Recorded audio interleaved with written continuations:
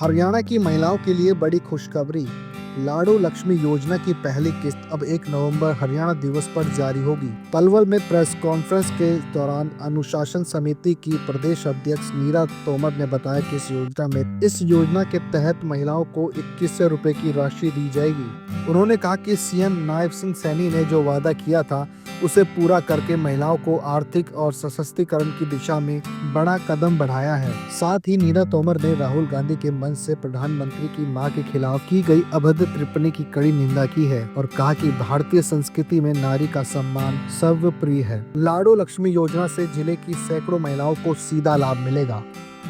वो हमारा 25 सितंबर को खुलेगा और उसमें जितनी भी हमारी बीपीएल की बहनें हैं जिनकी आय 1 लाख पर वर्ष पर ईयर से जिन है 1 लाख तक की है, तो उनको इस योजना का भागीदार बनाया जाए।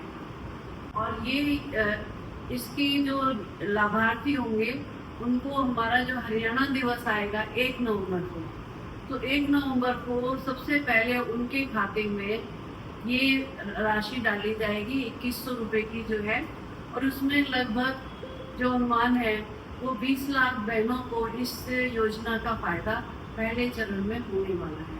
भारतीय जनता पार्टी की सरकार जब से बनी है 2014 से लेकर 2025 तक 11 वर्ष के कार्यकाल में महिलाओं के लिए सम्मान की बात हो, उनके लिए सहायता की बात हो, उसमें हमारे यशस्वी प्रधानमंत्री माननीय नरेंद्र मोदी जी ने कहीं भी कोई कसर नहीं छोड़ी है।